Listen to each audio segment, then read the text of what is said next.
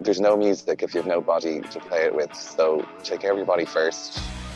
You getting into the gym and you lifting weights and working on muscles it's physical therapy for the benefit of your playing. But the truth is, nothing works like just taking care of the simple stuff. Diet, exercise, and sleep. Take care of that and you'll be fine. Join us as two musicians and fitness coaches discuss strength, wellness, and fitness in relation to musicians, artists, and performance.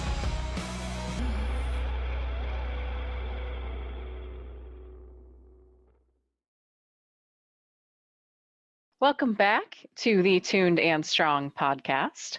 This lovely lady over here is Angela McHouston of Music Strong. And this is Dr. Jen Cabas-May of Tuned and Toned Performance.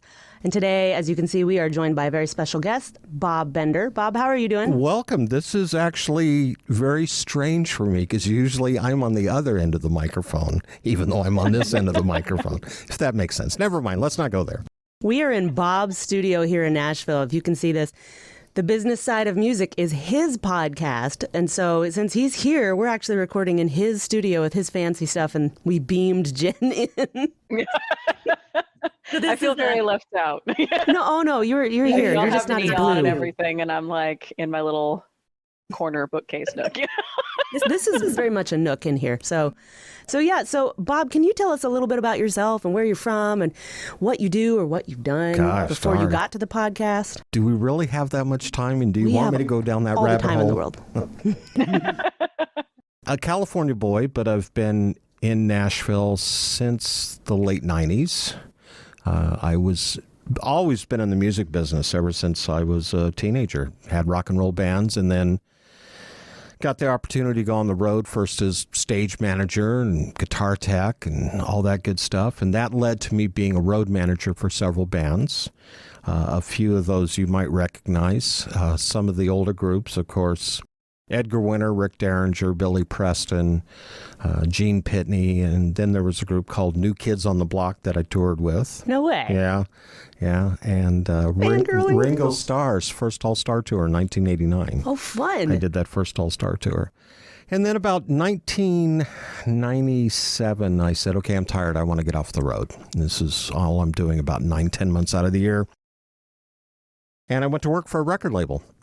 And they put me in radio promotions, and that lasted for all of about 8 weeks. And it wasn't that I lost a job. It's they wanted to have me do something else. And that was putting me back on the road. So for the next 2 years, I was manager of artist development for such acts as Leanne Rimes and Tim McGraw and Jody Messina. Went on to be general manager for a couple different record labels, Michael Martin Murphy's label for a while, and a Christian infomercial label, of all things. We produced artists and then sold infomercials on television. And anyway, produced some shows, did that for a while. And then in 2017, I got the opportunity. Dear friend of mine, Tom Sabella, asked me if I'd be interested in producing a podcast called The Business Side of Music. And I said, absolutely, what's a podcast? And that's where I've been ever since, doing this. So I'd say it's gone well then. Living the dream. Figured it out. Every day's an adventure. We'll just put it that way. Yeah, it's been an exciting time, and of course, I've seen the music business transition so much. You know, when I started, I think my first tour, in fact, major tour was 1983. I was out with Night Ranger. And, back then you carried a notepad and a roll of quarters because there weren't cell phones. There weren't laptops. We didn't have email back in those days. Mm-hmm. We did have electricity and running water, but and tour buses.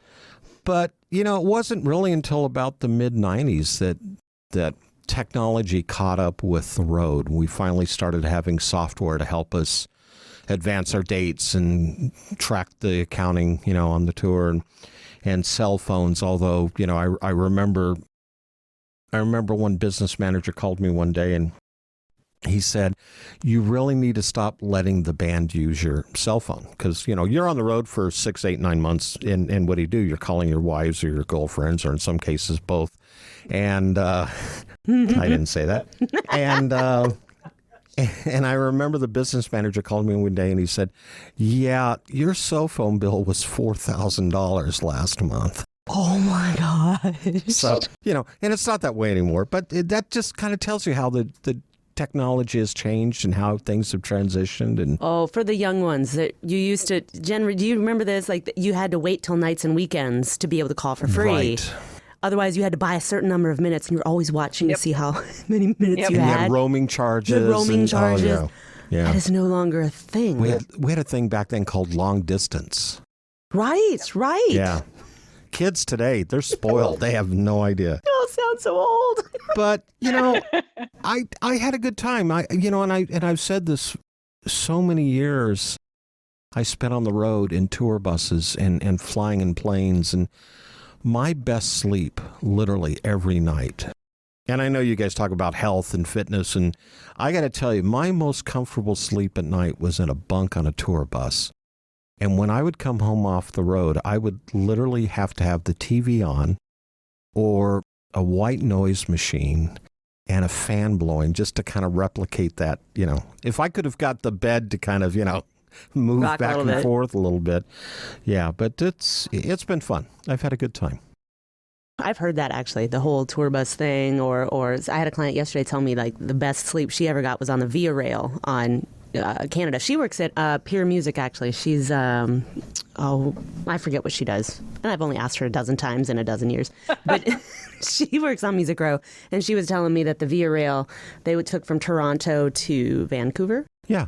And best night's sleep of her life ever. Oh, I bet. And you just, it's amazing because you're on this train, it just rocks you to sleep. And then you get up and you just watch the world go by. And then I want to do this so bad, but Jen, jump in at any point. I want to know all the things because we haven't had anybody on the podcast who has done anything like what you've done. We've been so much in the classical world. Mm-hmm. We haven't heard much about this side of it at all. Yeah. So here's some basic questions. Sure. When you were talking about your different job descriptions or the different jobs you've had, for those of us who might not know what is a guitar tech or a studio manager or a road manager, what are those things? What do they entail? What is that life? Well, in a nutshell. It's imagine someone who is spinning a lot of plates constantly. You've got 5 or 6 or 10 or 12 plates, and you're spinning them all so they don't come crashing to the ground. That's a road manager. That's typically what the road manager does. Is his role is to keep those plates spinning. Mm-hmm. And that may come down to, if you've got 6 or 7 or 8 members in a band, plus the road crew, and your job is to get them from point A to point B. You're in this city one day, you're in this next city the other day. And then you have to get them on stage on time. And you have to go look for them because inevitably 1 or 2 will wander off and go somewhere. Mm-hmm. I had one band who I shall remain nameless, but one of the members of the band was a little OCD, and he would spend 30 to 45 minutes getting dressed every night before the show. And if it got down to the point where button was a little bit out of a place or, the lapel, he would strip back down and start all over again. And there were some nights it was like 5 minutes before showtime. And I'm like, we got to go now. Get on stage. So that's kind of the road. It's glorified babysitting. It's herding kittens is what it is. Guitar tech, it's funny because when I got asked to be a guitar tech on the Night Ranger tour in 83, I was the guitar tech for the opening act. I had no idea what that job entailed. In fact, every job I ever took on in the business, I had no idea what it was. I said yes until I had to say no. And a guitar tech was basically you set up the guitars, you change the strings, you make sure they're in tune. A lot of these rock and roll bands will travel with, 4 or 5 or 6 different guitars, so you're constantly switching out guitars and the road was a lot of fun, but it was almost 24/7. And, being a guitar tech, you would, in my case, you drive the truck, you unload all the band gear, you set up all the guitars, you do the show, and then you reverse that order and you drive to the next city and you sleep somewhere in between. And a lot of times in those early days, you'd sleep in the cab of the truck. Elevating to road manager, if you were lucky, you got a tour bus and you got your choice of bunk. For me, it was there's 12 bunks in a typical tour bus. I would always get the driver's side, front, and middle, because to me that was always the smoothest ride. And I told everybody that's my bunk. Don't even challenge me for it. So it's kind of like what I said about what's a podcast. I think when I first started, what's a stage manager, what's a road manager, what's a guitar tech. And you also have to remember, we didn't have YouTube back then. You didn't have tutorials. You didn't have ways to look things up to figure out what it was. Except a library. Yeah, and they didn't carry books on that. No. I would go find old stagecraft books, so at least I knew what upstage and downstage and stage right and stage left was. And that helped. At least you could fake it until you made it. But yeah, it was an interesting time, and I'm so glad I got to live through that era, because it was still rock and roll back then. Now it's business. I think we've lost that emotional aspect of it, because it's so technically driven now, and it's so budgets are so tight. You down to the penny. When I worked at the record label, we had no budgets. When we had to go out and promote a project or promote an artist, it was just, here's your corporate American Express card and make it happen. Oh, that sounds fun. Oh, it was. Spending OPM. It definitely was. Other people's money. As long as your expense report got, approved at the end of the month. And those days are gone too. The record business is another thing, has changed dramatically. When I was at the one label, I started out in radio promotions, and then I became manager of artist development. Manager of artist development, it's kind of like an A&R guy. Your job is to really help develop the artist, help them, understand what it takes to get on stage and interact with the audience and play nice with the fan club and the radio stations and the promoters and things like that. And a lot of that was just learning baptism by fire for me, and I think it was for a lot of them, a lot of us in the business. And those days are gone. I mean, the record labels they barely have A&R people anymore. Now they discover acts by looking to see how many followers they have on TikTok and Twitter and Instagram and Facebook. Back in those days, it actually meant us getting in the trenches and going to clubs. And, somebody would say, hey, you need to go see this band. They're playing, they're opening for this act. And, we'd get on a plane or we'd get in a car and we'd go see them. And we don't do that anymore. So I think we're missing that. That's really interesting. So, Jen, I know I talked to you about this the other day, and this is one of our recent podcast episodes where I went on a little bit of a rant, quite a nice one, about a certain jewelry company who asked people on Broadway to play for free at their store, but they'd give them a piece of jewelry. Right. You saw this, right? I gave you my opinion on that. You sure did. Yeah. We put it on Facebook. We're going to put it in the show notes. And I'm not going to retract that one either. No, you shouldn't. I agree. Absolutely. I mean, there's no reason we should play for free. But here's the thing. I think musicians, at least here in this situation, it's Music City. People think you come in, you play for free, that's how you get discovered. And you're saying, how many followers do you have on Instagram? What's your YouTube like? I mean, that's more of the discovery now. Yeah, and then we have American Idol and we have The Voice and we've got America's Got Talent, and I've had a couple guests on our podcast that were participants in that, contestants on those shows, and it's literally 15 minutes of fame. Mm-hmm. You get on there, you're on TV, and at the end of the day, unless you win or you're in the top 2 or 3. You don't have a record deal. You have nothing to fall back on. So you're back out there just hustling, playing the honky-tonks on Lower Broadway or the clubs around America. Mm-hmm. And it's really tough on one hand, it's really tough to be successful doing that. On the other hand, if you don't have that record label, you don't have that deal, it's easier because your success rate that level of success can actually be lower because you don't have all the overhead. Yeah.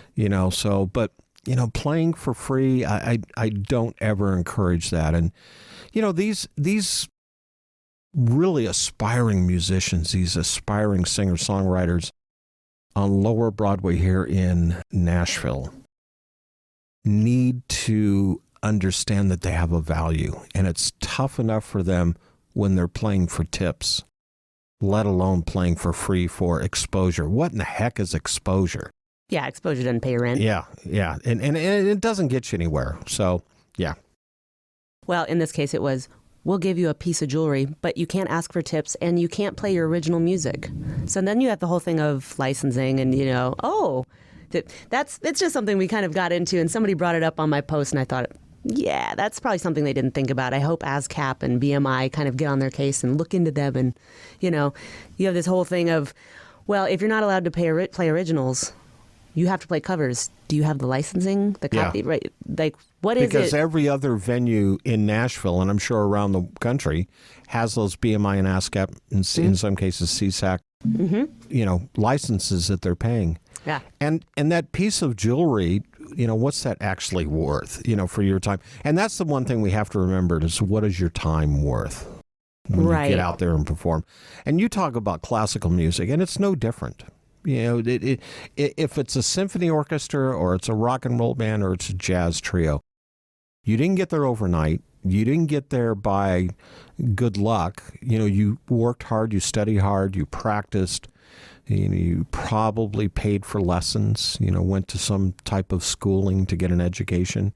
And that alone is worth some money. And I think we do what we do because we love to. And I'm the poster child for let's just do it and make it happen and not worry about, making money. That's a big mistake.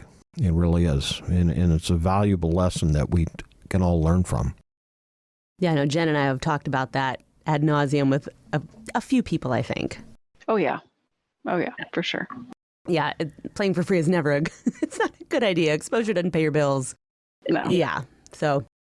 And here's something, because you guys talk about this on your podcast is, okay, you're an independent contractor, you're gigging, you're going from one venue to the next. And sometimes these musicians, and we use Nashville a lot on our show too, because it's where we're based out of. They're traveling from venue to venue to venue, and they're carrying their guitar, and they're carrying their amps, and they're carrying their cymbals and their drum bags. And then you hurt yourself. Mm-hmm. Then what do? Because now you can't play, you can't perform.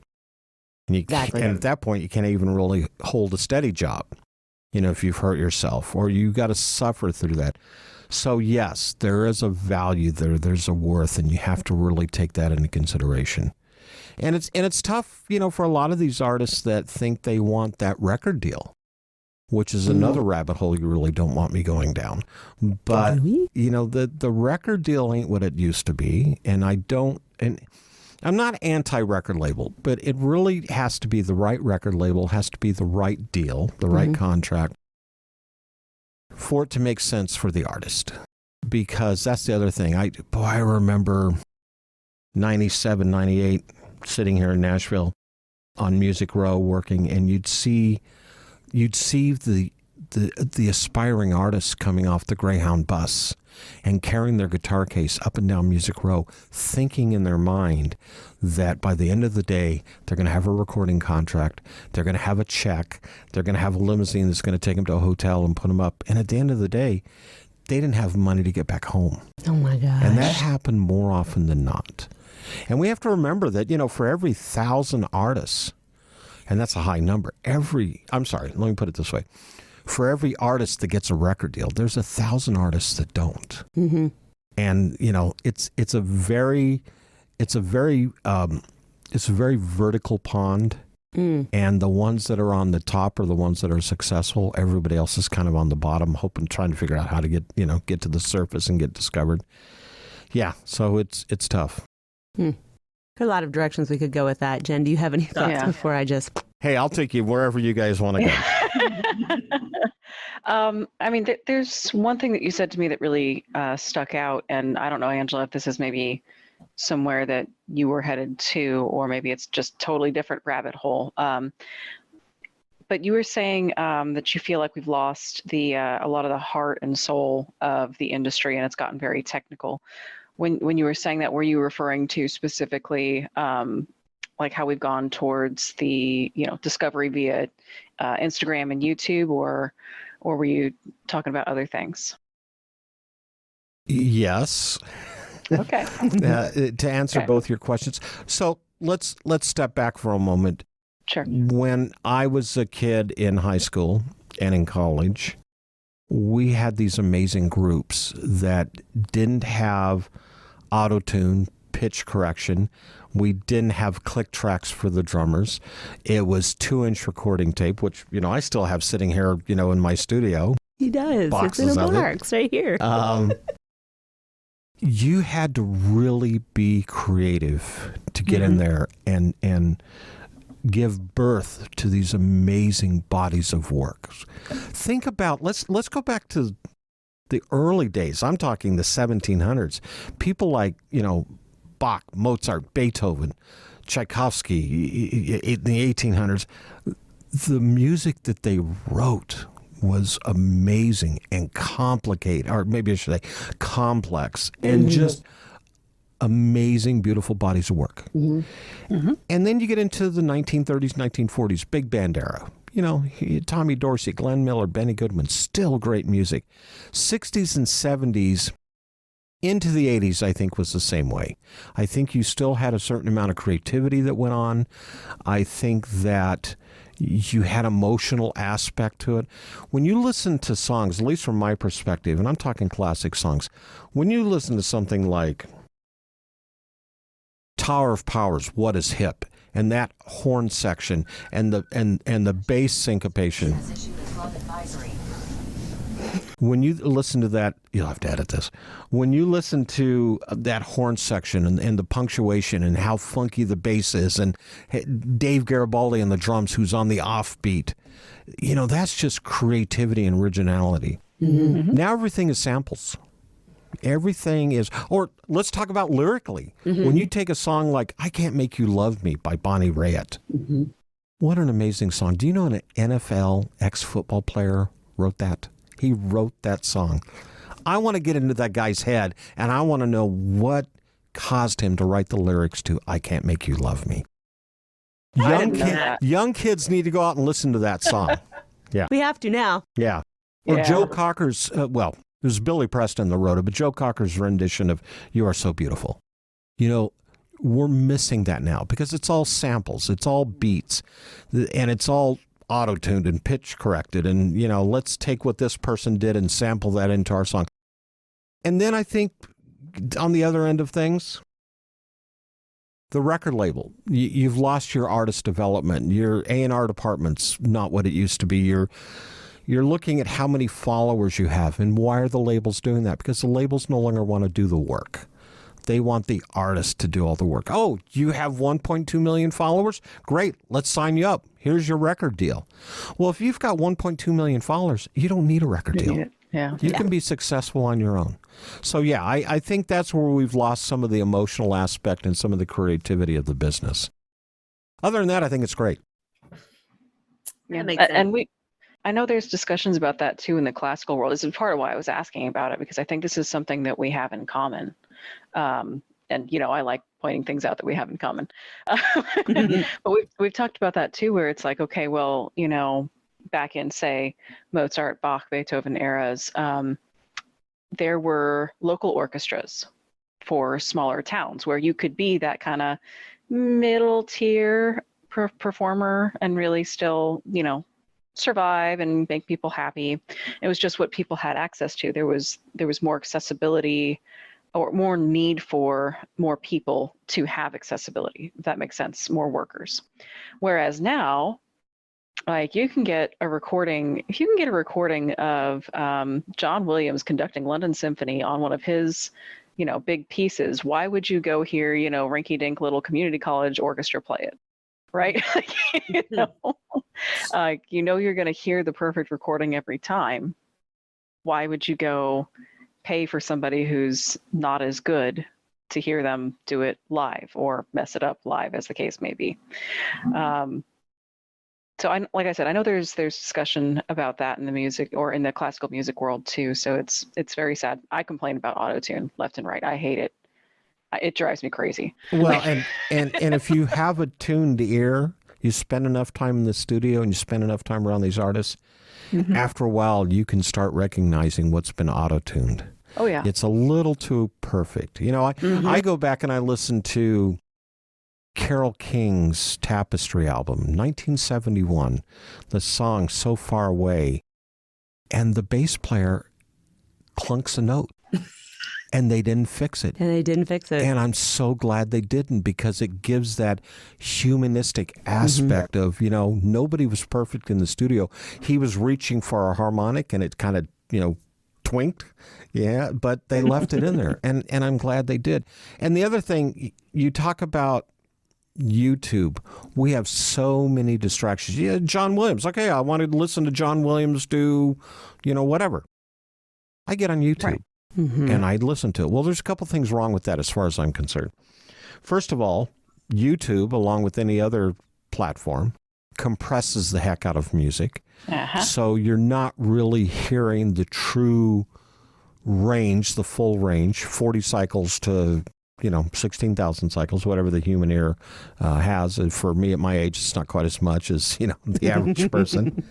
So you have a compression issue. And then the other thing is, it's too many distractions. When you come into our studio, you pass by 4 televisions before you sit down. And each one of those on an average day will be on, and there's something going on with them. Plus, you have your cell phone, you have your tablets, you have your laptops. As we're sitting here having a discussion, we get an alarm to go off, for a flood warning, which is great because we haven't had rain in 2 weeks. So it's nice. But it's all these distractions. And then we wonder why we don't sleep at night.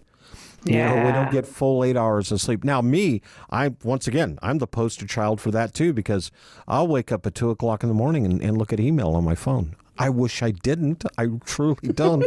But I've become a creature of habit over the years of doing that. And I'm supposed to be retired. So it's all those distractions on top of everything else. We don't listen to music the way we used to. We don't appreciate it. And then we have 500 channels of television and video games and TikTok, things. It's those distractions that I think take away a lot of that creativity that we just don't see. And I'm not saying it's not out there. I think it's definitely out there. It just needs to be rediscovered. Right. I toured with I toured with 2 classical pianists back in the early 80s, and we traveled with 2 9-foot concert grand pianos in road cases. Oh my gosh! And we gosh. traveled all over the country. It was 2 guys named Markham and Broadway. Impressive. Wonderful guys. And we only did 3 shows a week. We called it a country club tour because on the days 9-foot concert grands. Yeah, on the days they weren't performing and we weren't traveling, we'd go find golf courses. We'd play golf. That sounds like the good life right there. It was so amazing, these guys. And what I loved about it was they would play small cities or small towns. Sometimes we were in the high school auditorium or we were in the community center. And, these pianos were really the biggest thing that these people in this community have ever seen. And it was bringing that musical enlightenment. And these guys did such an amazing job. I think we're missing a lot of that these days. I really do. Yeah. Schools. Elementary schools, middle schools, high schools. Where's the music programs these days to teach these kids that? That's the other thing. How many people listening to this podcast or listening to our podcast, the Business Side of Music podcast, how many of those people, and I'm guilty, I'm going to raise my hand, how many of them have musical instruments sitting in their closet that they're never going to use? Now, I defend myself in that aspect because I don't think there's a big demand for banjos in school. You're in Tennessee, Bob. Come on. Okay. All right. You got me. But how many people have a clarinet or a trumpet or a violin or a cello or a flute they haven't touched? Everybody's got a flute in their closet. Yeah, or should at least. Everybody's mom played flute in 6th grade.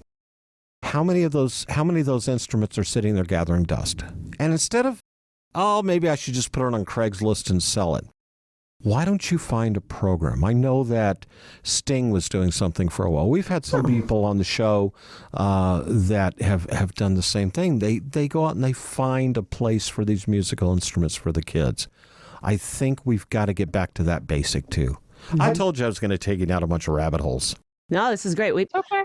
That's what this is about. Plus, it's not just health and wellness. I mean, that's part of it, but it's also, we talk about mental fitness. We talk about business, and like how it all relates to us as entrepreneurs, as musicians. There's just so many aspects to it. So this is totally fine. And I know we've talked about this as well, somewhat, maybe not exactly like this, but I think that's really interesting what you're saying. But I'm thinking also, we have Bonnaroo, because they're trying to make what Woodstock was, which you could never do. Bonnaroo is not even close. They're trying, but they're not.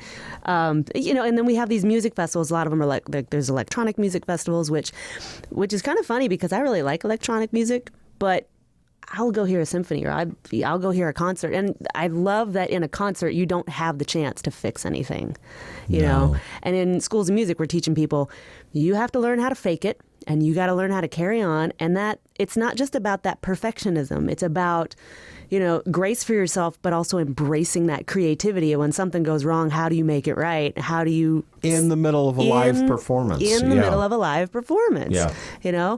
And it's not the same as when you're in the studio and you're just making everything perfect. It's like we kind of scratch our heads when somebody's watching Saturday Night Live and there's an artist performing and they've picked the wrong track or something goes wrong electronically. It's life. And they freeze and they don't know what to do because they haven't come up through those trenches of playing the clubs and playing the music themselves instead of relying on tracks. And I know artists out there that are traveling and performing with tracks, and that's okay because they don't really have the budget to pay for the 5 or 6 piece band that they need. My opinion, for what it's worth, get rid of the tracks and get back to basics. Play a guitar, play a keyboard. Do you know who Judy Collins is? Back in the 70s, she was I'm sure I know. Judy Collins. One of her biggest hits was Send in the Clowns. Oh, yeah. Okay. Absolutely love her. So my wife and I went and saw her some weeks ago. It was her on a 12-string guitar and a piano player. And it was probably one of the top 5 concerts I've ever been to. It's a lot. And I'm talking, and she's like late 70s, early 80s, and still, and I mean age, not generation. Still killing it? She's still killing. Still has the voice. She took care of herself. That's impressive. She looks great, and just hit it out of the ballpark. Yeah. Very simple. Her 12-string guitar and a piano. And sometimes the piano player walked off, or she'd put the guitar down and let the piano player, just really simplify it. That's, to me, that's true raw talent. And I would rather see, that's what I love about classical music or jazz. There's no pretensions there. It's, this is the real deal. And there's a lot of pretension in the classical music. Okay. Well, pretension or attitude? That's fair. Okay, yeah, that's fair. Yeah. It is expected that you will be perfect on stage, but that does not happen. No, it doesn't happen. We're human. We're human beings. If you watch like the first section of violins in a symphony orchestra, I know from my days, all the bows should all be going the same way at the same time. And inevitably, someone gets off. They're going in the wrong direction. I used to play upright bass in symphony orchestra. And, it's the same thing. We had our little markings up or down on, which way we're supposed to go with the bow. We're humans. We're going to make those errors. As long as we don't hit too many bad notes that at least aren't noticeable, just deal with it. But yeah, I think we've got to get back to basics. So I want to take this a little bit in another direction, like with something that you just said about how Judy Collins was aging well and her voice was aging well, and obviously she'd taken care of herself. When we think about musicians who they've been in the scene for a while, I'm not quite sure how to phrase this, but just like, what are some things that you have seen with people who have taken care of themselves versus not taking care of themselves? How they can, the Rolling Stones are still performing live, which is insane. But like, how do you? I think you brought up you brought up a perfect example there, the Rolling Stones. So here's Mick Jagger and Keith Richards, who have done probably, especially Keith, have probably done every drug known to man over the years, but finally reached a point, at least in Mick's life, where health, good eating, fitness, yoga, the guy's 80 years old, close to that. 80? And he's out there, rocking the stage every night. I think that's a lot of it. I think some of it's the mindset. I think you have to have a positive attitude, and that can be really tough in this business. One of the reasons, some people stay up at 2:00 in the morning and they're just fretting over things that they can't control, those dynamics.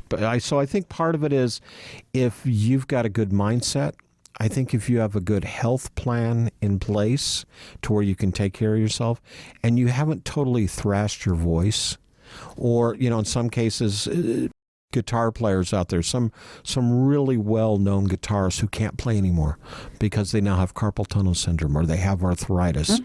Because I was going to ask about that next. They didn't, whatever it was, I don't know, stretching exercises, didn't take care of themselves properly. And I think that's really the two key components: having a good mindset and taking care of yourself physically. I really think that keeps you in the long game. Yeah. So piggybacking off of that, my next question is, with all these years that you've had on the road with all these different bands, what are some of the things that you've seen with the musicians you've worked up? You don't have to mention any names, but good or bad. Good, because that's all going to come out in the book anyway. So, oh, perfect. Yeah, the book I'm writing. I'm still waiting on this book he's writing. Yeah, well, it's coming. It's coming, okay. So totally expect a copy. So with the musicians that you have worked with and toured with, good or bad, what are some of the things that you've seen, how they've taken care of themselves, who has a routine, what was the routine kind of thing, how they stay fit and healthy on the road and in the studio? And on the other side of that, what are some of the challenges you have as a road musician, or some of the injuries that you've seen and how people addressed them?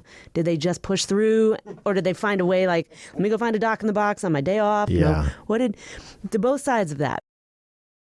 So I am the perfect example of what to do and what not to do as a road manager. I'll start there. So I was touring with a band, and I was probably 10 to 15 years older than every single guy in the band. But I was in pretty good shape back in those days, and we had mountain bikes that we carried in the trailer behind the bus. We'd go mountain biking, and sometimes 20, 30 miles a day, Nice. Just before the show. Let's go out and get a little exercise. And then one day, everybody decided to go get rollerblades. And, I used to roller skate as a kid. This will be easy. I can do this. Well, there's a difference between inline skates and roller skates. Look it up. Oh, yeah. Yeah. So we purchased our inline skates at a Costco on the top of a hill. Our hotel was at the bottom of the hill. Oh no. And I visited the ER that night, and several doctors for several days after that. Now, you're on the road. So, it's a different doctor every day, Oh my gosh. trying to get yourself healed. I'm surprised I didn't break something. I had a pretty big hematoma for about a week that, they had to keep taking a look at. I think what's changed a lot, we're taking better care of ourselves. Okay. We've learned, back in the 60s and 70s and the 80s, it was literally sex, drugs, and rock and roll. That's what it was. Now, I don't know about the classical world, might have been, but in the rock and roll and R&B and to a certain extent country, it was sex, drugs, and rock and roll. That's just what it was. You got on the bus, you partied all night, You got to the next city, you'd sleep for a couple hours, you get up on the stage, you do your show, you get on the bus, you party all night. It's just wash, rinse, repeat. That's what it was. Well, we see these movies with about Johnny Cash and Hank Williams Sr. and stuff. So that it could have. It sounds like it was infiltrating the country world as well. I think it was everywhere. So at some point, a light went off, and somebody said, I can't continue to live this way. And I think that became very infectious, and I think people started taking care of themselves. Plus, certain things changed in the business, in the industry, especially from like a live performance standpoint. Used to be backstage was a deli tray and a 12-pack of Coke and a bag of ice, and some chips. And that was kind of your standard fare. And now it's gotten to the point where there's sit-down meals, it's healthy options, might be vegetarian, might be fish, no red meat on, Thursday through Sunday type. I've seen it in these writers, these technical writers. All we hear about is like no green M&Ms. Yeah, well. I want to know that. Oh my gosh. Here, just so we know. Yeah. At the end of this, I totally want to know what's in the craziest riders you've ever seen. But we'll get to that. Yeah, we'll get to that. Yeah, we got to talk about that one. So I think, the artists are taking a step to live a little better life. Now, I worked with one band, a pretty successful band at one point, and each artist in the band had a different meal writer. So one guy was lobster, one guy was barbecue, one guy was all vegetarian. Every day? Every day. It's a lot of lobster. Well, it was just, they could afford it. That was the lifestyle. I think, Rod Stewart carries his own chef with him when he goes out on the road. And I think that's one of the reasons at his age he can still get out there and perform. Because he learned to take care of himself. He had a chef. Now, not everybody can afford that. But I think eating healthy and, taking care of yourself, I think that happens. So the writers, the technical production writers, the backstage writers that tells what the act needs and wants, and I think those have changed, but it kind of gets back to that mindset. Everybody's just, this is a very short ride. We used to say in the record business, success was 7 years or 7 albums. That's really what we based your success on as an artist. If you could create 7 albums successfully, or stay in the business 7 years, and somehow, somewhere, those 7 albums kind of fit into that, you were a success. But it's not that way anymore. It's now, longevity. How long can you stay out there and perform? There's some artists out there touring, haven't had a record deal in years and don't need a record deal because they have a fan base. Now, they're not playing for the tens of thousands, but, they're playing for several hundred or a few thousand, and they're very comfortable at that. They're making a living. And you even have younger independent artists that are playing for smaller crowds than that and are still being successful because they're selling merchandise, they're selling CDs, they're selling their latest, download.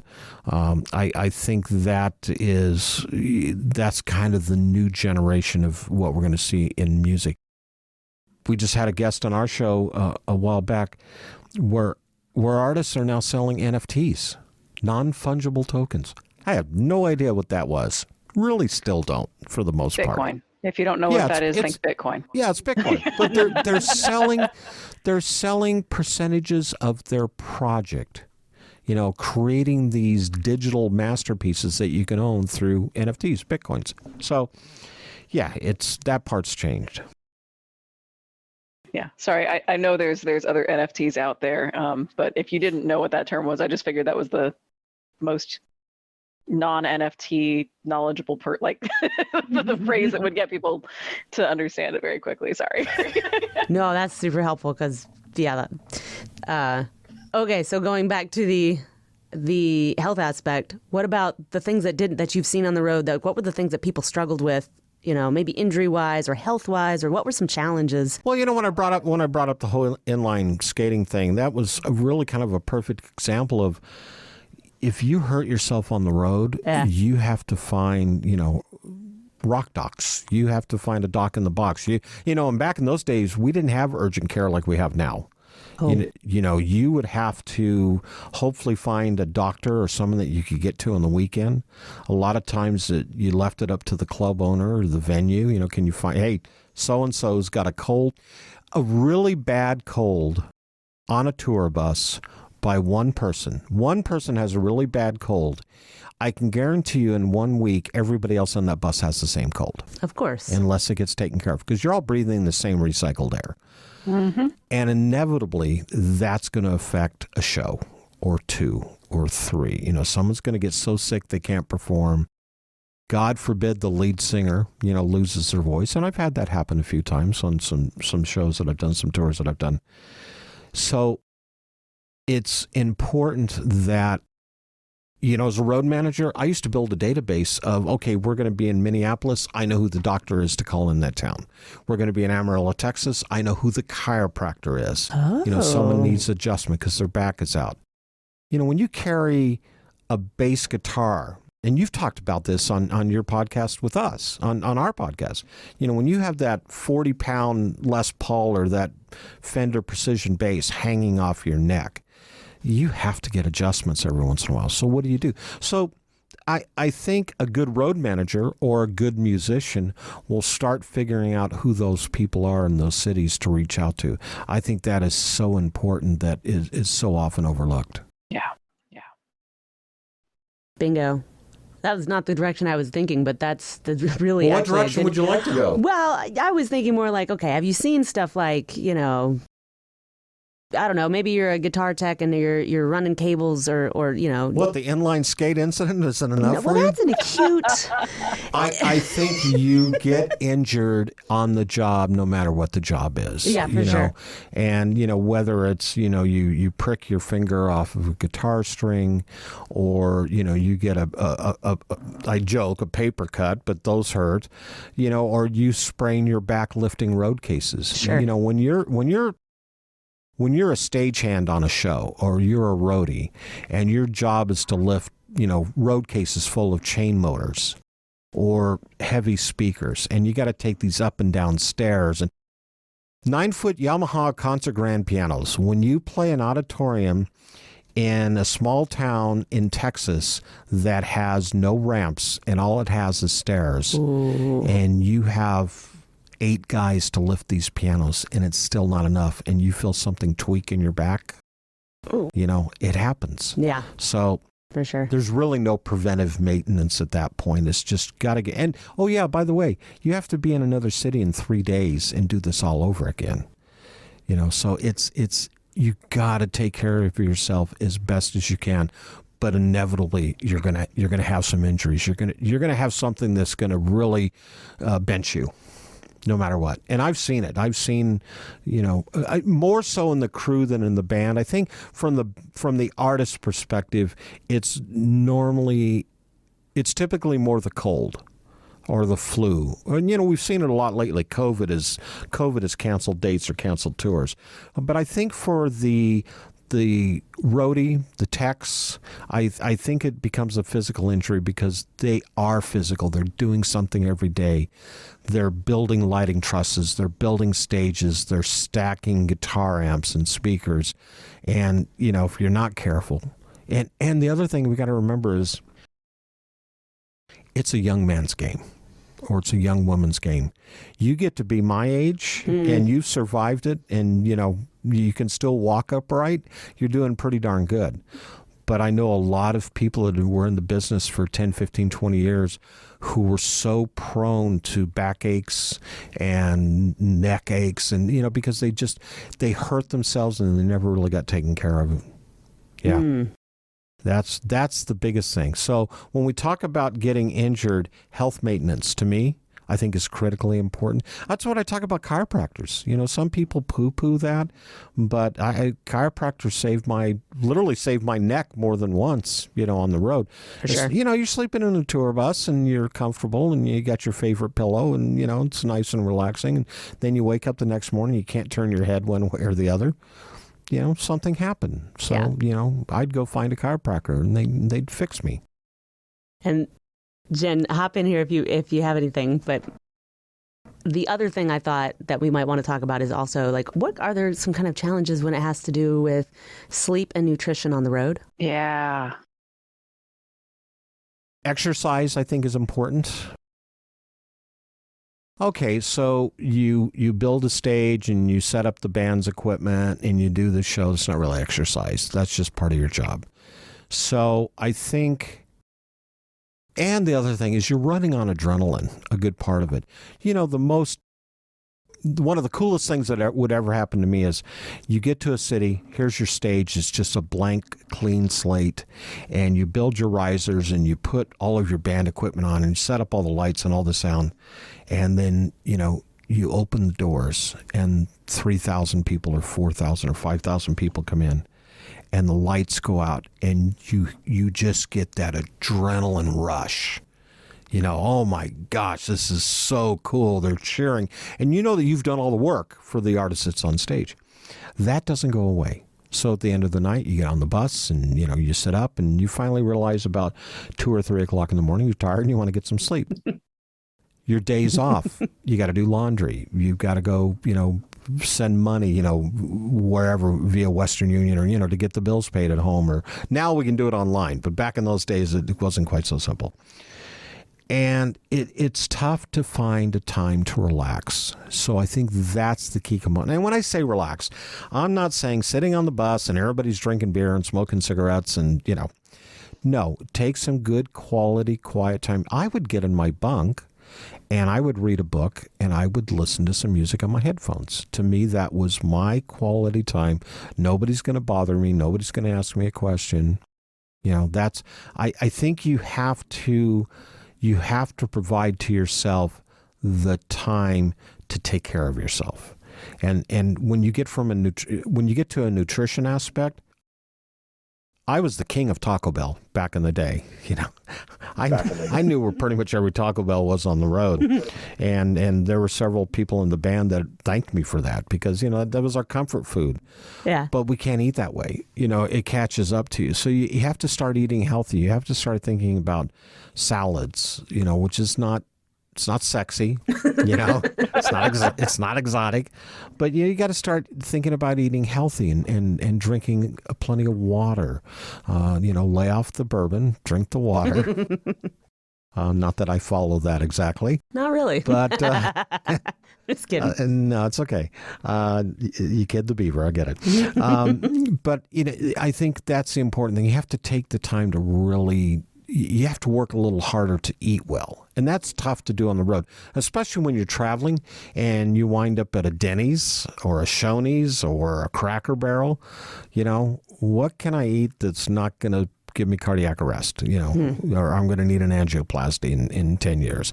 So, you know, it's tough. And it took me a long time myself to figure out I needed to start eating salads, Sure. You know, a lot more than the burger with the French fries.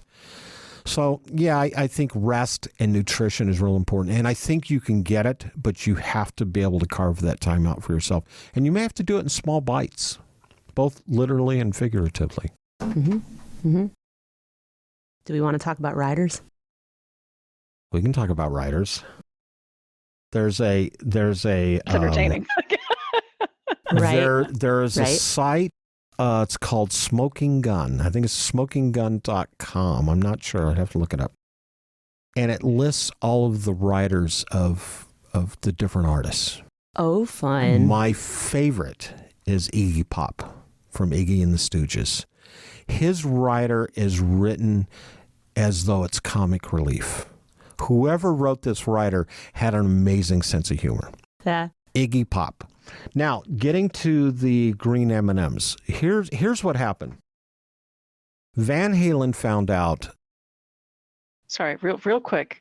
For those of us out there who might know, like I know contextually what we're talking about, but maybe some people don't. Can we just define what that is real quick? Like, What is a rider? Okay, so Good point. a rider is part of a contract. So when a band goes into a certain city to play a certain show, whether it be a nightclub or a county fair or an auditorium or an arena, there's a rider attached to it. Now, the rider will have a lot of different parts to it. Part of it will be the technical rider, and that will cover this is the type of lighting we need, this type of sound that we need. if it's what we call a fly date, where they'll fly in to do the show and they don't take their band gear with them. They may carry their guitars and their basses and their drumsticks. It'll indicate what type of amplifiers and drum sets and keyboards that they want. Hotels. These are the hotels we will stay at. These are the hotels we will not stay at. Anything that typically has a number beside it, we're not staying there. No offense, Super 8 or Motel 6. I've stayed in enough of those. When you're on the road long enough and often enough, you really figure out what it is, you're comfortable doing. Won't stay at people's houses. I used to tour with a Christian act, and their writer stipulated, we will not stay at people's houses, because Christian acts played at a lot of churches. Yeah. And they'll do a potluck dinner, which is bad enough. And I love me some good potluck, though. Well, yeah, but you can't do that every night. Oh, no. And then you're going to stay at, Mr. and Mrs. Jones' house, and you're going to sleep in Johnny's room with Johnny, Oh, and did we tell you he has the chicken pox, Those, I'm exaggerating, but that's, so hotels, we'll list the type of hotels. And then you have your backstage catering. Now, backstage catering, we touched on it a little bit. Like someone like Rod Stewart carries around his own chef. One of the bands I toured with, they had lobster and barbecue and, whatever. Some acts will say, on Mondays, we want chicken. On Tuesdays, we want steak. On Wednesdays, we want fish. On Thursdays, we want Mexican. On Fridays, we want Italian.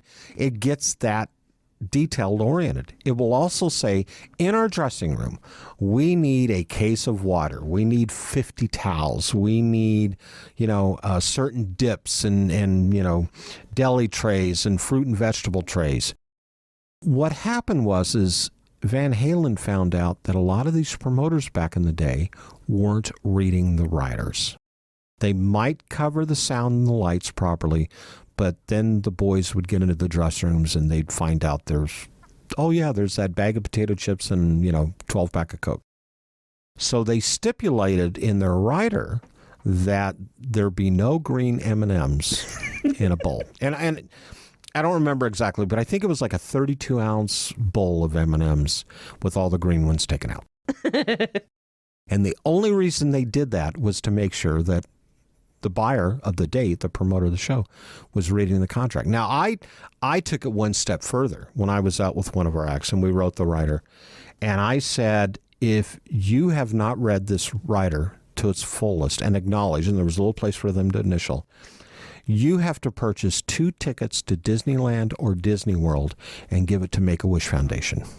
Okay. Now, I was never going to hold anybody to that, but it was my indicator of whether they've read the writer. I only had one promoter in the 3 or 4 years I was with this band that came to me and said, did you really mean that about the tickets? So he read it. He had actually read it. And I told him, I said, you're the first person that's ever came to me and asked about that. So that's why you put those things in there, because you want to make sure they're reading it. It's what you feel is necessary for you to be successful to do the show that evening. Now, some of it can get a bit ridiculous. I think, the lobster is a little over the top, but that's what that particular artist wanted. I had one artist that he only asked for 2 things at the end of the show. He wanted to have a nice bottle of wine, and when we say nice bottle of wine, it's like a $40 or $50 bottle of red wine, and he wanted to make sure that we got paid. That was it. We'd get in the car at the end of the night, because we flew everywhere to do his shows. And that's 2 things he'd asked me. Did you get the wine? Did you get the check? Yep. Got them both. Okay, great. Too simple. Yeah.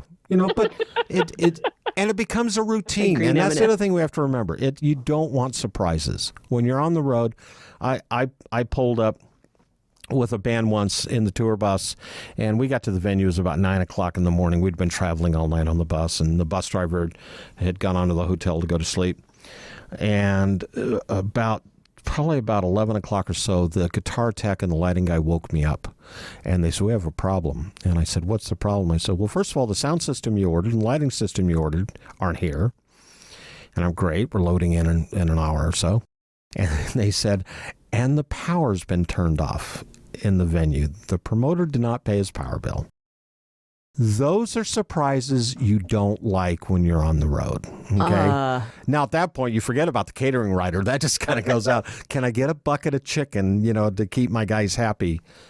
So those, things, you'd be surprised at things that happen out there. Those are the surprises you don't want. No. Yeah. So those are where writers come into place. It's really to keep the surprises at a minimum. I should have put in the writer after that. Must have power bill paid in order for us to do the show. Common sense. You kind of figure the venue's going to have power. Yeah. I mean, you would think, but... You would think, yeah. Oh, my That's what gosh. you get for assuming. Right? So, Jen, did you have anything that pop in? It's so weird. Like, we're right here, and like, you're here. Like, you need to be right over here. Yeah, but I can see her. She's there's like a little mini me of her. That's all. Bob's on his phone. I know. No, I'm just over here enjoying the stories. It's great. I told you Bob had a lot of stories. Well, is there any kind of is there any kind of advice that you would give to anybody who's kind of up and coming, or let's go this way. Say you just got out of music school and you say, well, now what? What advice would you give to a musician who just wants to break in and like make a living playing music? What are some things that they would need to know? I'd go find another career doing something else. Oh, no, don't say that. No, you can't say that. Okay. I think a couple things. First of all, get yourself some really good financial advice. Okay? Mm-hmm. It's going to be a tough road you're going to be going down. You're not going to make 999 times out of 1,000. You're not going to make the millions that you may think you're going to make. Mm-hmm. Okay? So get yourself some good financial advice. Plan a budget and plan a game plan. Put a game plan together. This is where I want to be in 6 months. That's not unrealistic. Mm-hmm. This is where I want to be in a year. This is where I want to be in 2 years, in 5 years. But make sure they're realistic goals. In 5 years, I want to have a private jet and my own pilot. That's not realistic. You may be traveling in a 12-passenger van with a U-Haul trailer behind you. Deal with it. That's going to be part of your success. And define what your success is going to be. I don't want to hear that, well, I'm good enough, I can go get a record deal. No, you can't.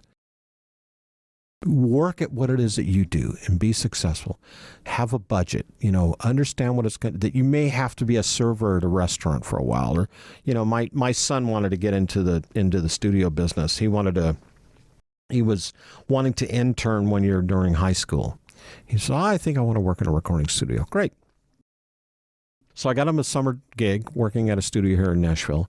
And he came home and said, how was your first day? And he goes, Pops, all I did was make coffee and roll cables. And I said, that's probably all you're going to do the entire summer. You think they're going to let you touch, a $250,000 recording console? They're not going to. You can look at it. Yeah, maybe you can look at it. Maybe you can look at it. Yeah, so, have realistic goals, have realistic expectations. And then I think the other thing is talk to people that have been in the business for more than a minute and a half. Mm. There's a lot of really good, experienced people who have served their time in this business. And yes, has the business changed? Absolutely. But they still have words of wisdom to provide. What is it going to take to be on stage? When we built this podcast studio, I had a buddy come in and he said, yeah, you're doing it all wrong. You got too many things on the walls. You just want to... You did have a lot of things on the wall. Yeah, we did. Well, we had all of our album plaques and, and things. And he says, those are distractions. Now just have curtains, have drapes, so people focus on the show and not all those things. And I've taken that to heart when I've talked to artists that are performing on YouTube or Instagram or Facebook. They're doing a Facebook live stream. Don't have a lot of clutter behind you. You really want the focus to be on that, or you want it to be on you? Know your show. I can't say that enough. Know your show. I don't care if you're going to play 3 songs or 30 songs. Know how you're going to do them and what sequence they're going to be. Know what you're going to say in between them. It may become repetitive for you, but the person that's seeing your show for the first or second or third time, it's new to them. So, and remember something else. You're there to entertain. That's what you're there for. These people that want to get up and I'm going to go down this hole that I shouldn't, the rabbit hole shouldn't, but don't get political. Don't Don't take people where they're not comfortable. That's not what they're there for. They want to hear you. Now, when you become hugely successful and you've sold millions of albums, go ahead and run for political office. But in the meantime, just get up there and perform, because that's really what you're doing. You're entertaining the people, and don't lose focus on that. I'm sure we're all thinking Kanye. What? Right? I just, I am the first guy that will turn the TV off if someone starts going that direction, because I don't want to hear. I don't want to be lectured. It's not what you wanted to watch. I want to be entertained. Now, one of my favorites is Pete Townsend from The Who did a show a few months ago, and someone in the audience yelled out a song. Now, The Who. Freebird. How? Wrong band, but okay. I know, but you know what I mean. Yeah. Yeah, exactly. The number one request at weddings. Here's The Who have got so many great hits. And someone in the audience yelled out a song, and Pete Townsend basically stopped the show and he said, "We don't do requests." Now, you know what? He can do that.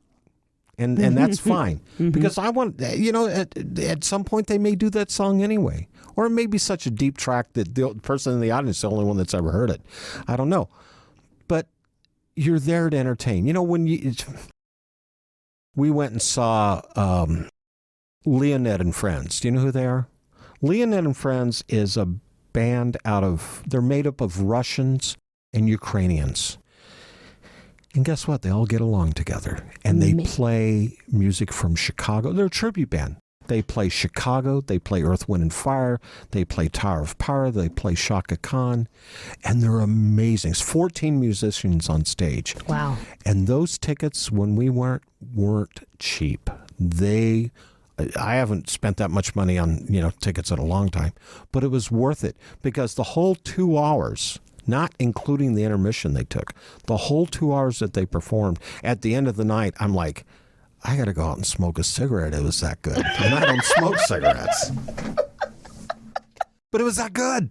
It was literally that good. We have to get back to entertaining. You've got to entertain the masses. You guess what? Fans are going to love you. They're going to buy your stuff. They're going to buy your T-shirts and your hats and your pictures and your CDs. Sell CDs. My gosh, have we gotten so, stream happy that we can't sell CDs anymore? And put liner notes in them, too. I want to know the lyrics to the song. I want to know who played on them. I want to know where it was recorded. Mm-hmm.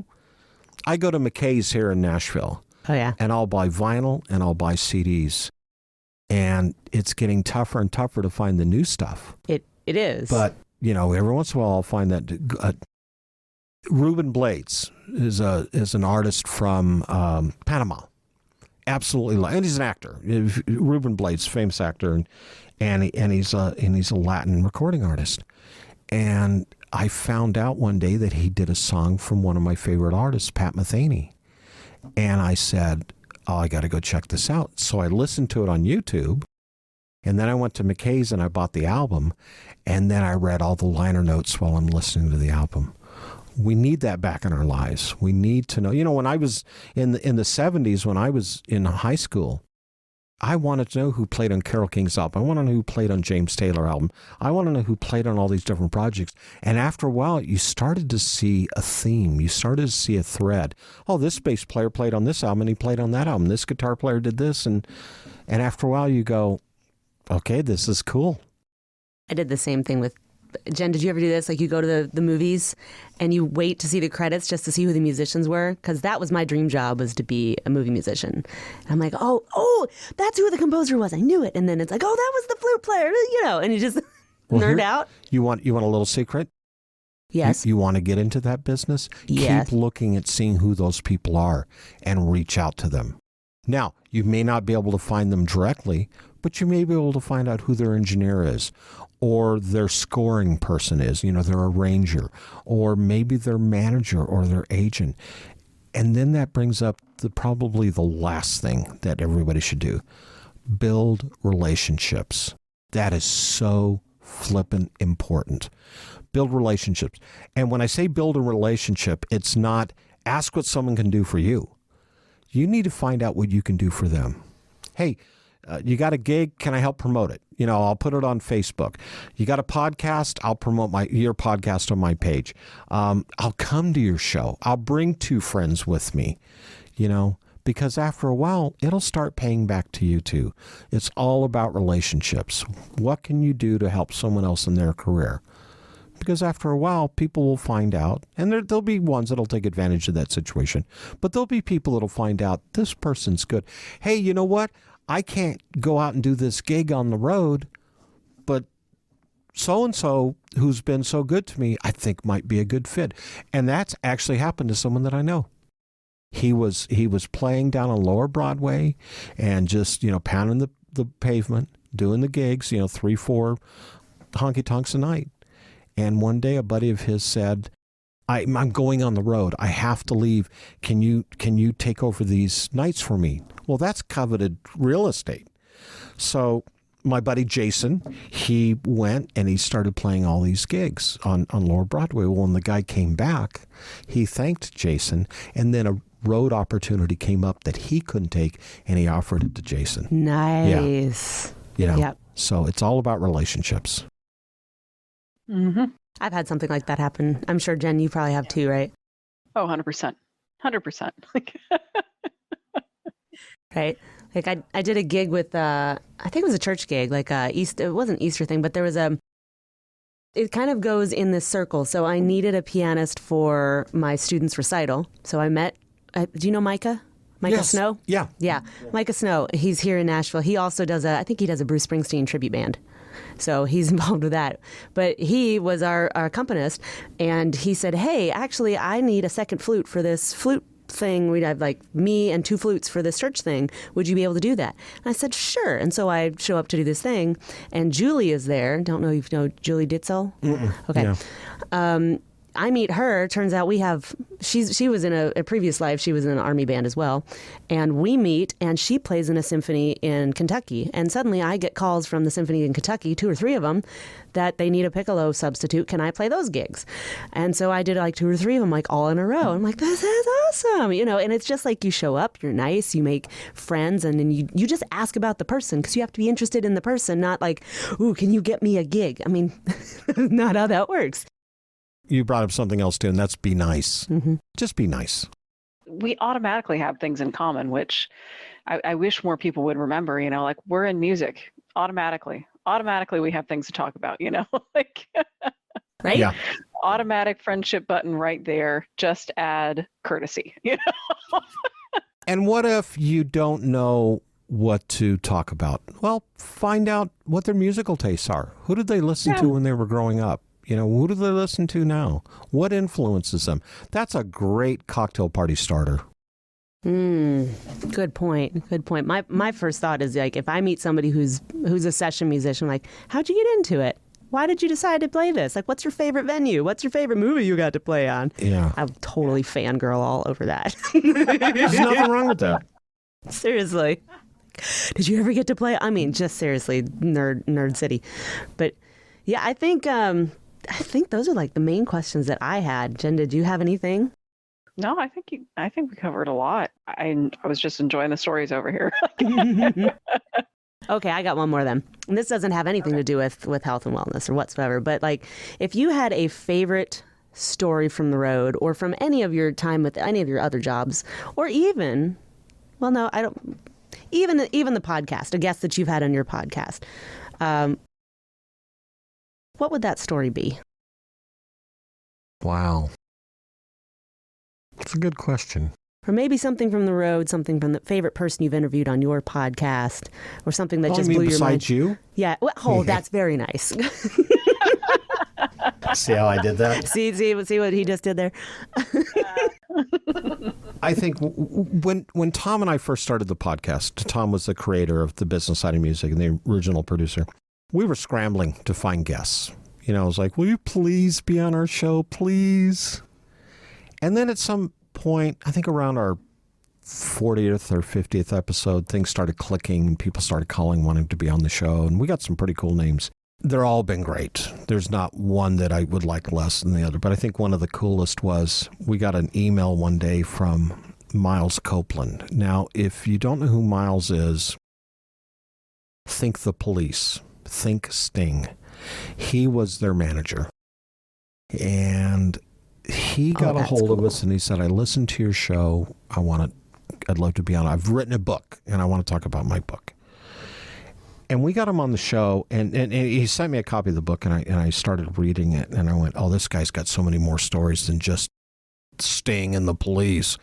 His dad was CIA. His mom was British intelligence. Oh. You know, he and Stuart Copeland and Ian Copeland. Stuart was the drummer for The Police, and Ian was their booking agent. As kids, they were living all over the world.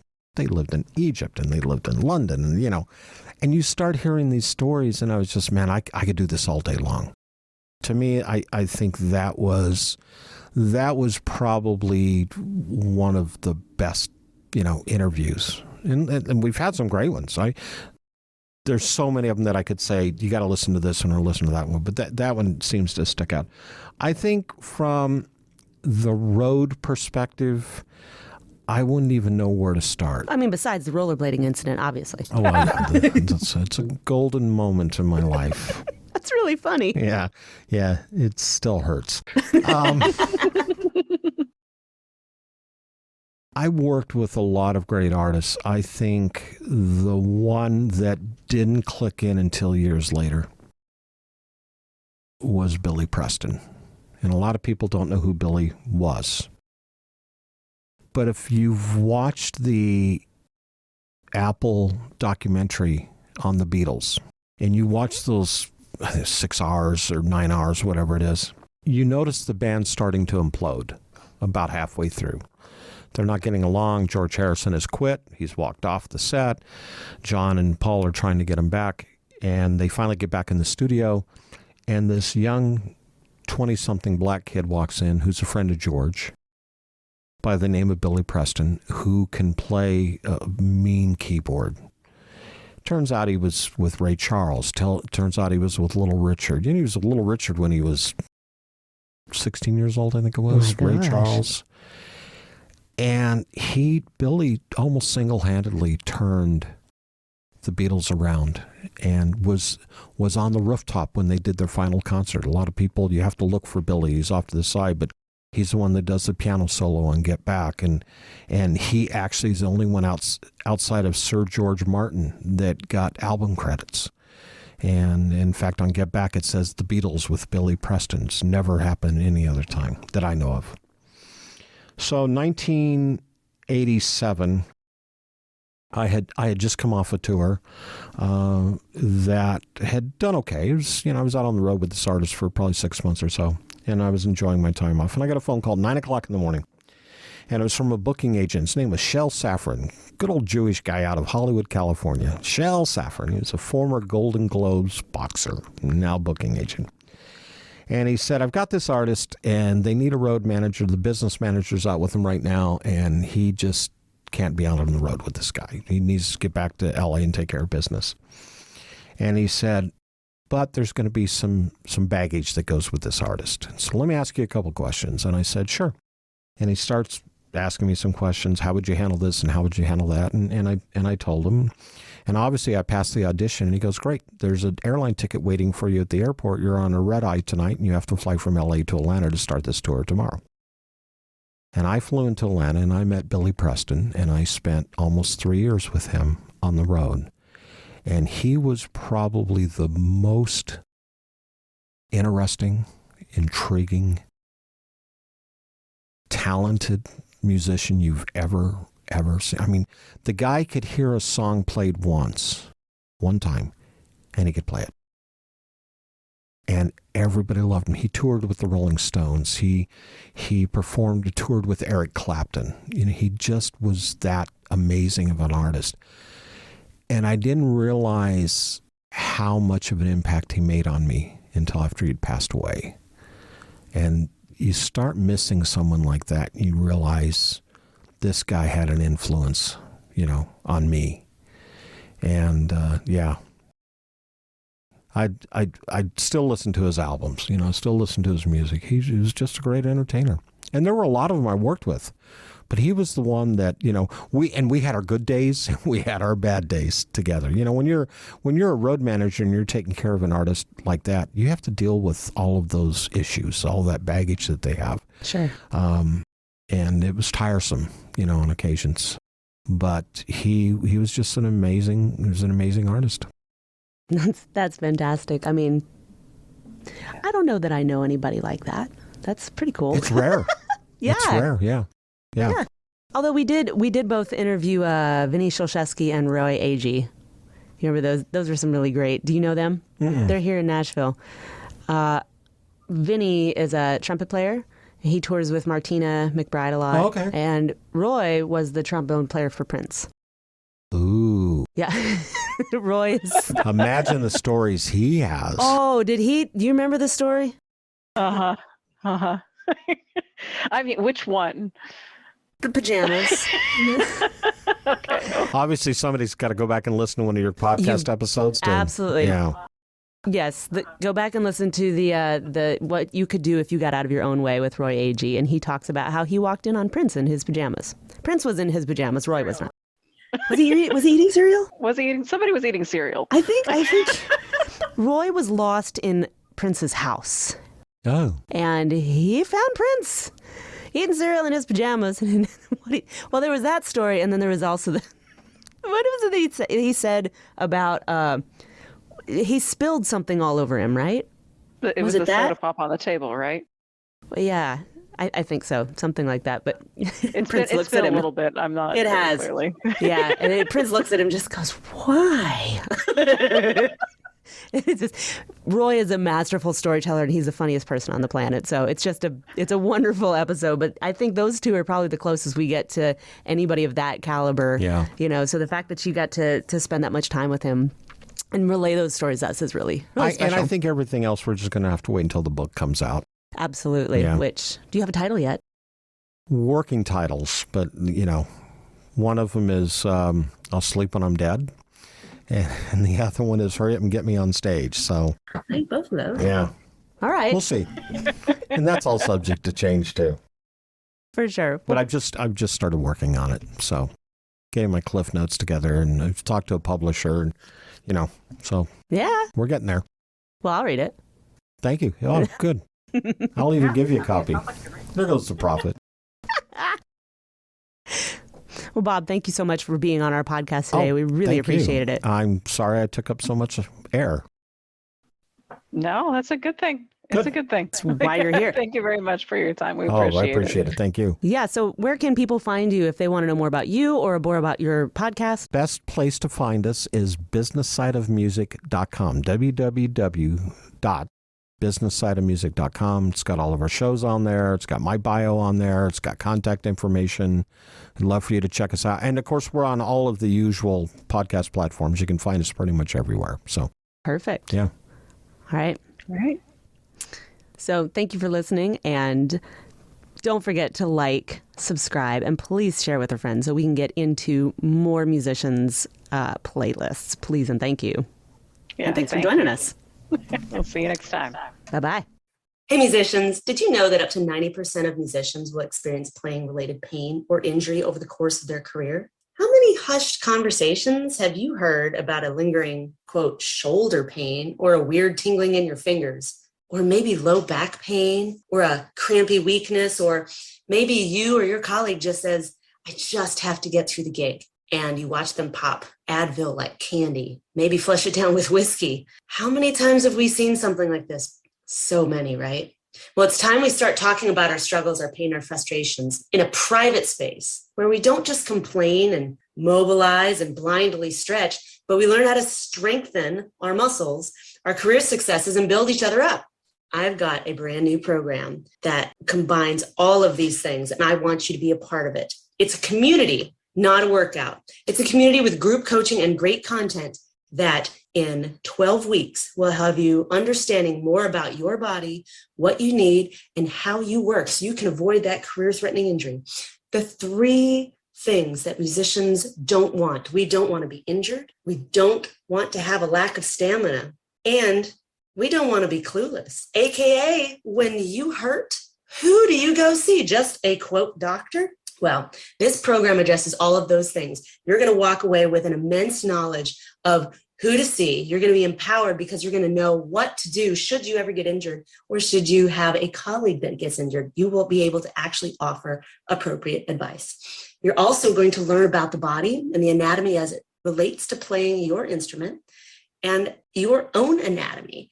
And then you're going to learn how to build not just your strength and endurance, but you're going to learn how to design your own corrective exercise program. So I hope you will join me in this new program. It's called the Music Strong Pilot Program, Job Security for Musicians.